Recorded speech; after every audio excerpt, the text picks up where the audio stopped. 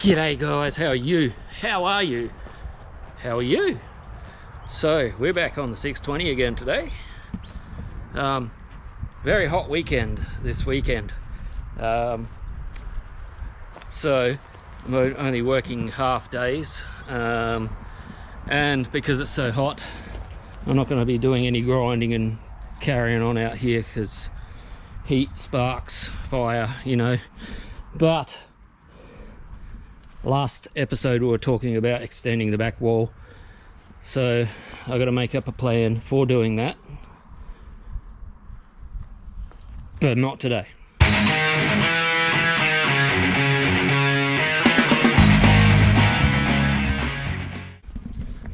What we're going to do today, only got a couple of hours today, so let's have a look. We've got these doors. So I've got quite a selection of doors to choose from. Some are better than others. This one's not so good. But because I've got brand new door skins, I'm fixing the worst doors first with the brand new door skins. That way, the doors that aren't so good, I mean the doors that are a lot better, I should say, they're going to be a lot easier to fix without brand new door skins. So I'm fixing the worst doors with the door skins. That way I can definitely save these doors, and then I've got more doors. Hope that makes sense. But we're going to go through how we're going to remove this. I mean, this skin's knackered, so we're going to do it the easy way. But I'll show you both methods anyway. So firstly, I'm going to tip the door over, and then we'll talk more about it. Okie dokie. Alright. So this door's all dented, it's rusted. Get this out of the way. I'm tripping over it. So I don't care about this door skin whatsoever. So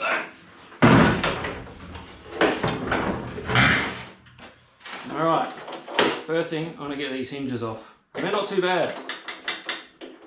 For a driver's side door hinge, they're usually flogged out, but they're not so bad. So, alright, just give me a minute. I've got to go get some tools to remove those.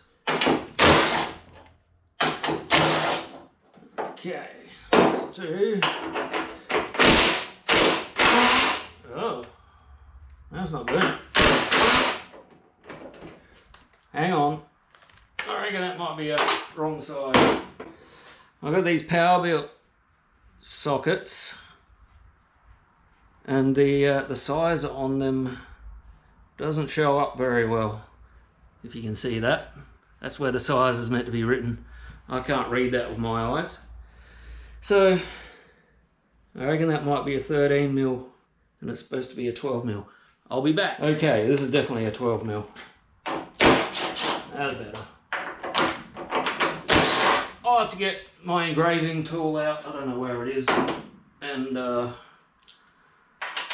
engrave the numbers on them, I think. Put the bolts back in, so they're the original bolts and I don't lose them. They can go back in.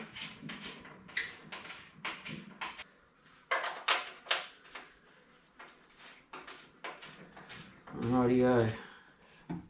All right. Okay, I'm going to show you several ways of removing a door skin. The first couple are going to be if you want to keep the door skin. Say the door skin's not too bad and you think you can repair it. Yes, I can repair this door skin, but I don't have to because I've got a new one. So if you want to keep it, there's several ways. I've got this special tool here. Took me so long to find this. I ended up finding it through a company called Hatwell Traders in Adelaide, South Australia. I'm not sure whether they can still get them or not. It was a few years ago, but as you can see, this bottom section here, this is where the edge of the door skin rests, and the top sharper section is for prying the door skin up. So it works like this. So you put it on the edge, and then you just squeeze it together, and it pulls the door skin up like so. And then you just work your way along and do that like that. Okay, that's a good easy way to do it if you have the tools. Not everyone has that tool. The next way, you can get these from most hardware stores. Now there's a little bit of finessing with doing it this way. Like, you got to get the sharp edge. What you could do, I guess, you could modify this edge by, you could modify this edge by welding a bit of channel on it or something, so you can hook it on the edge, and that way you can use it the same way as the specialty tool. So there is ways of making them, but I don't want to ruin this one. But yeah, I just get that sharp edge right on the edge of the door skin. Can you see that? No, you can't. Hang on. So I've got to get that sharp edge right on the edge like that. And then I squeeze it together. And hopefully I should lift that skin up. So, okay. And that's all I wanted to do, was lift that edge up. And then... But the idea is you get your chisel underneath and you just work it up the whole way along. Now there's a spot weld there, so I can't go much further. You got to drill these spot welds out with spot weld drill bits. I'm not going to do that right now. But once you get it up a little bit, then you can grab it with your normal pliers and just pull it up like that too. But yeah, you got to work it along with a hammer and chisel. Oh, hang on, here it is. Yeah, wood chisels are good because they're nice and sharp. But you just tap that along the whole edge just to lift it up enough that you can grab it with your pliers. You know what I mean.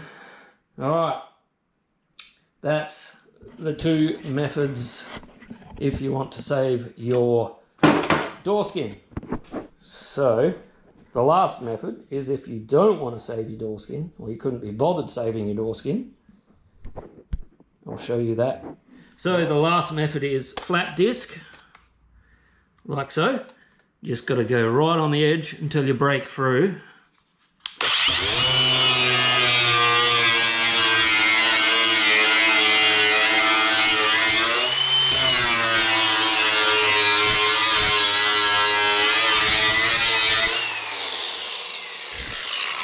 Okay, so I'll give you a closer look now.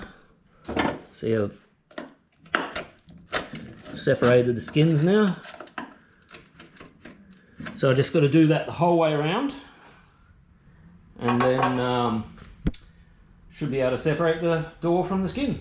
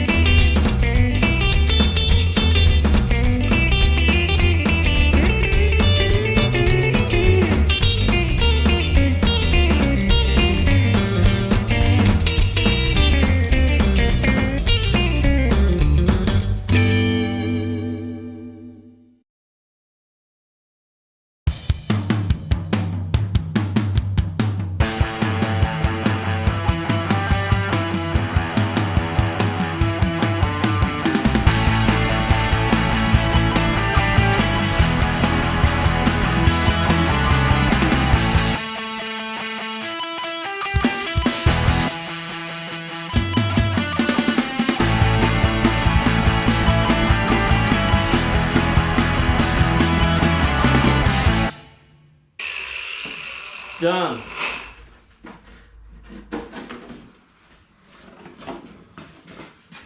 There we go. Oh, what's holding it? Got it. Right. that's that. So yeah, that pretty much took half an hour. It always pays to do this when you got rust in your door, whether you're gonna replace the door skin or not, because now I can clean up this whole edge and hit it with epoxy and it won't rust ever again. Well, unless you drive it through salt, but yeah, I've got to fix this corner, as you can see. No drama, no drama. So I'm going to sandblast the whole inside. Oh look, don't throw that away, we'll need that. So I'm going to sandblast the whole inside. It's actually not too bad, it's only that corner. And yeah, epoxy it all up to save it from all this surface rust. Fan-bloody-tastic. Okay, we've made progress on the 620, guys. Look at this. All right, I'm just going to clean it up a bit, take all these bits off. And yeah, then we'll see if we've got enough time. We might start making up some metal corners. All right. Oh yeah, thanks for all the comments on the choice of colour that I'm going to paint the 620. So white sort of is winning the argument at the moment, but I'm still swaying towards green. I love that colour so much. And I'm still going to do the 180B, so, and I do still want to do a white car, because what I really like is a nice clean white engine bay with a black fittings. Just looks so neat. So yeah, white is still going to get done, but probably on the 180B. So yeah, green on the 620. But thanks for your input, guys. I really appreciate it. I really, really do. Right, back to this. Okay, I'm just trying it on for fitment at the moment. Couple of problems. It's not perfect. You can see there's a big deviation of the line here. That's supposed to hook around a lot more. There's a big gap here.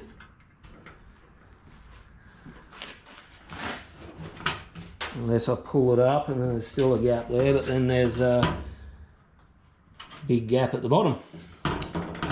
So it's pretty much similar on this side.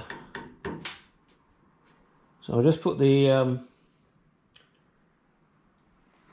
other skin back on, just so we can see the difference, because there is a little bit of reshaping I'm going to have to do on this skin. Okay, alright, hang on a minute.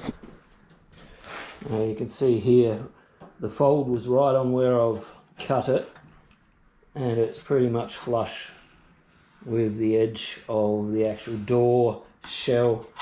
So definitely some reshaping there that needs to be done.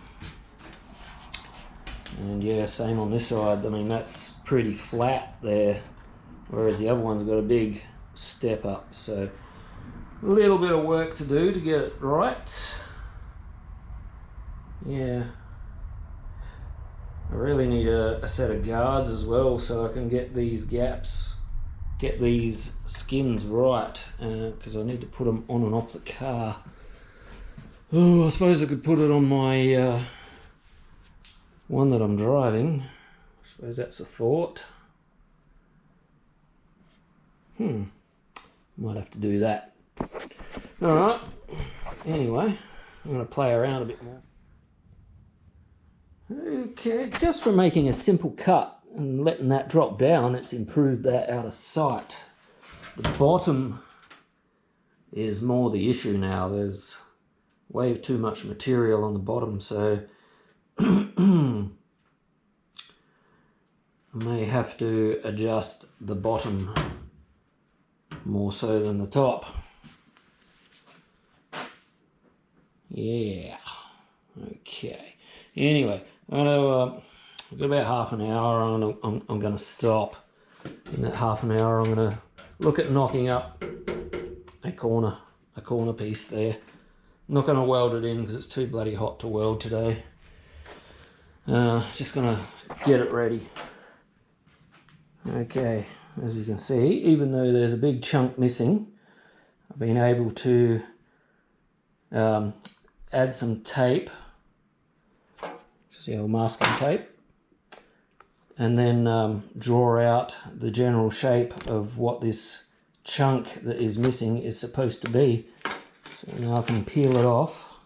You can see it's all missing. It looks better with just the tape. So now I'm going to transfer this to a piece of tin, which I'll go get.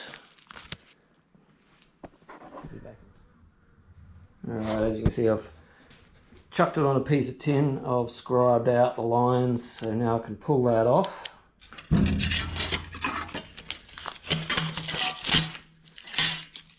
can't see the lines, so I'll get a texture and I'll mark them out. Like this. The old Sharpie wannabe. This actually works better than the Sharpie from my local hardware store. They seem to last longer. So you don't always need to buy the name brands. Sometimes you explore, you find better stuff. It's cheaper than a Sharpie. Okay, I'm going to make that indent before I cut it out, just so it's easier to handle. So I'm going to spark up the old what do you call it, bead roller, find my step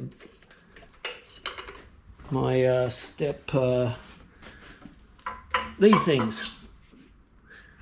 That one's a bit big. We'll go for this one here, I reckon.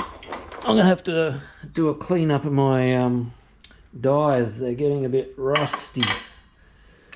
I don't want to get them too rusty.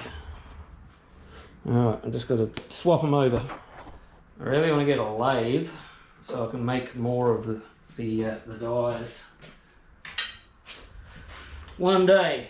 Subscribe, guys. Subscribe, guys, because then I might be able to afford to. Leave a like and a comment, all that sort of stuff. All the fun stuff. Oh, it's probably not that fun, but you know. It's fun for me.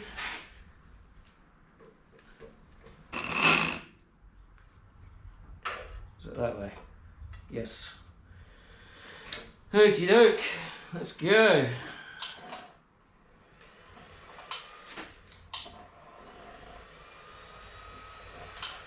Take it nice and slow, follow the line.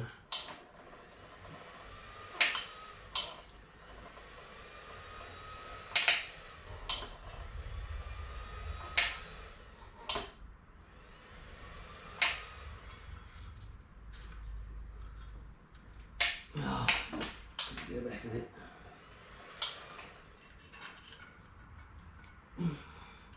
Okay.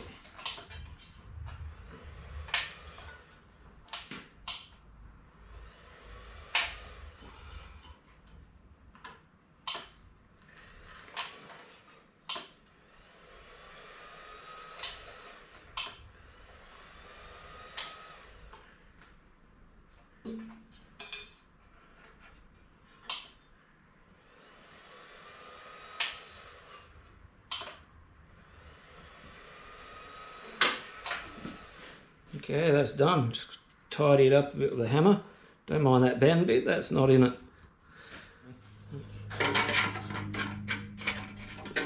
Where are we? About there. Yeah, about there. Bit of adjustment, but that'll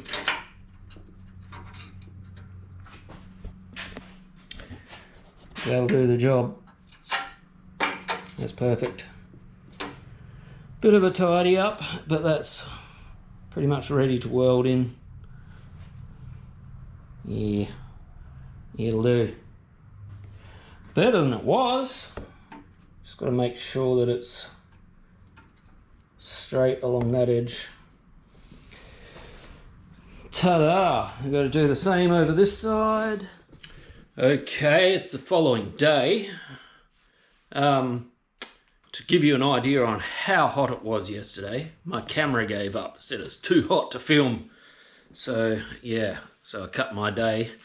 You know, the other day I was watching a video and they were doing a review on the GoPro versus the new Insta action cam, and they were saying that the GoPro overheats all the time, and I thought, it's never happened to me.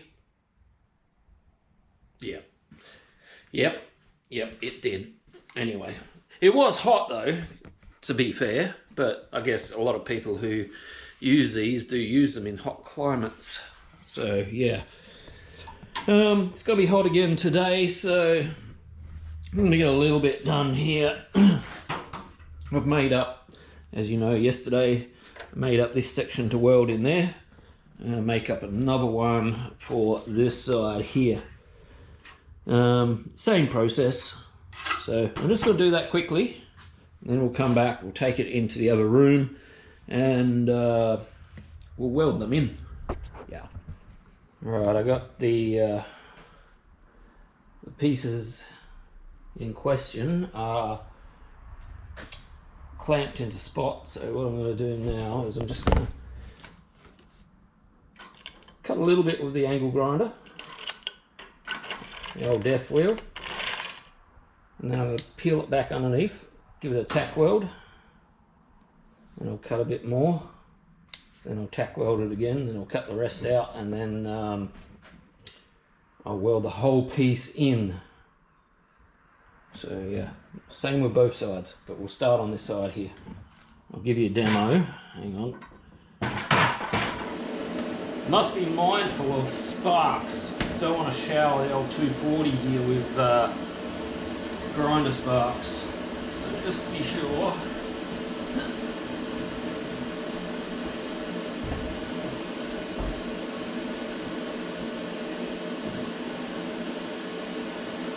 That'll do. And in the next couple of days, not sure it's tomorrow or the next day, I'll be picking up the dash for my 240Z, so we'll have a look at that too when it gets here. Right, okay, as I said, just going to cut a little bit.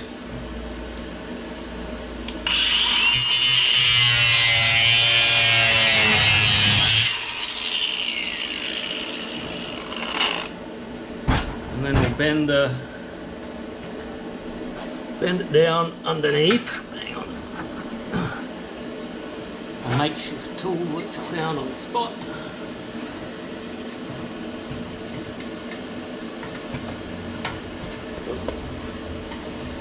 Oh shit! Sorry guys, you okay? You didn't hurt yourself?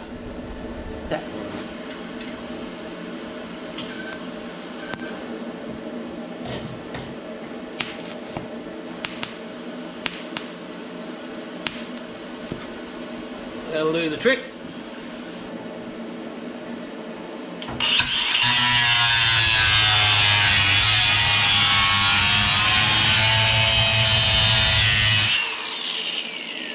Ha! I just cut my tack weld. That wasn't very smart. Now I've got to do it again. Never mind.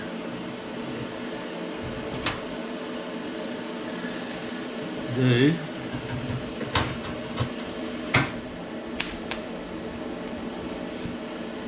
Okay.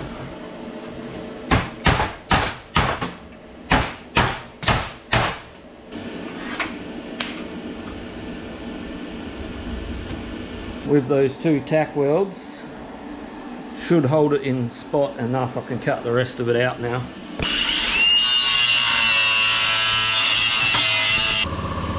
That's the old bit of metal.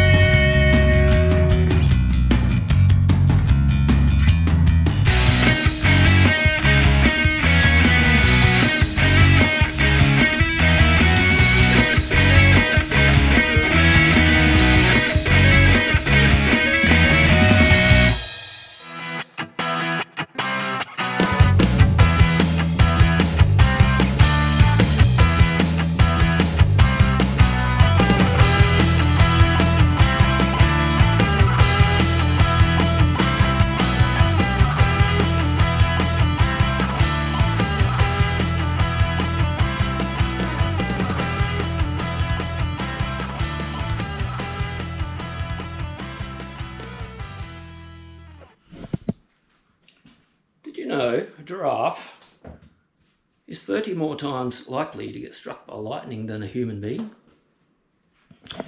And made a bit of an error when I cut this one. I had to bridge quite a gap with the TIG, which made it kind of ugly, but I'll clean that up with the grinder. You know, grinders make good welders sometimes. But if it was a more cosmetic panel, like outer skin, I would have redone it. But yeah, I just made an error with the cut. Silly me, but this eye's alright. So now I'm just going to clean it up. And I'll probably call it quits for the day because it is getting quite hot already. So I'll set you up, put you on high speed, and montage.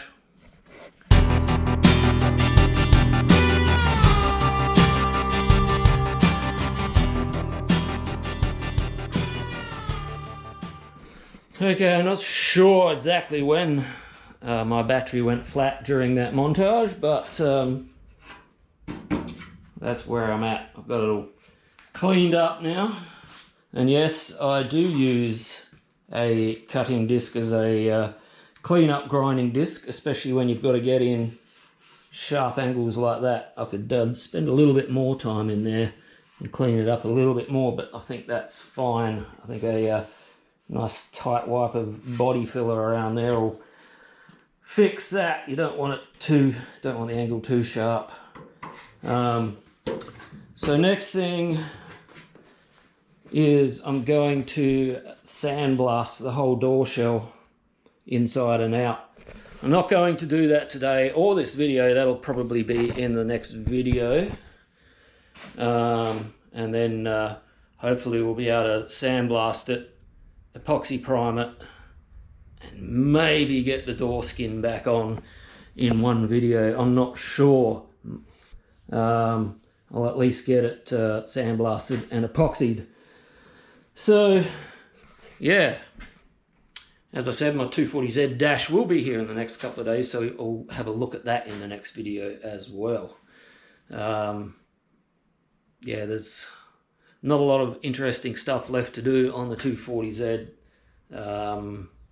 Not interesting enough to film anyway, so I will do a final when it's all finished and back together and ready on the road. I'll do a full dedicated video to the 240Z, but not this time. So anyway, if you want to follow along with the 620 build and any of my other builds, I got my CX500 build I'm going to start very soon. Winter's coming up, so I'll probably start work on that during winter. Oh, I can't wait for winter. It's so bloody hot. I'm about to knock off anyway. So yeah, if you want to follow along, like and subscribe, comment. Comments help big. All of that sort of stuff helps in the algorithm to get me published more and more on YouTube so more people can see me. So it doesn't take a lot, just hit subscribe, hit like. So if you can please do that, I'd appreciate it a lot. I am trying to grow this channel. I'd like to at least I've got enough subscribers. I just need about double the watch hours that I have now. And then I can monetize. And if I can monetize, all the money I make from the channel, I will put back into the channel. I have some tools I want to build coming up. I want to build a new shrinking stump.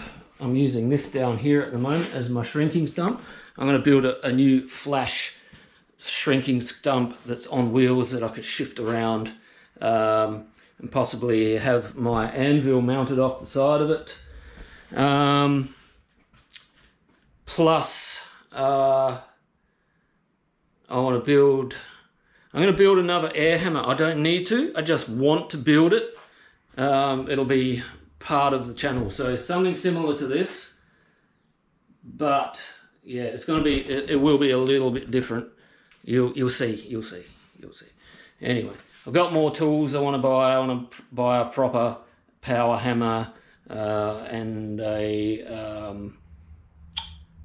what do you call them? Bender, sheet metal bender. handbrake.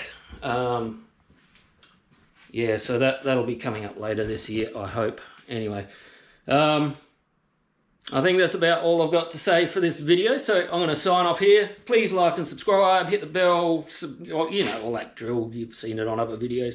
And I'll catch you later. Bye, guys. Very hot. Wait.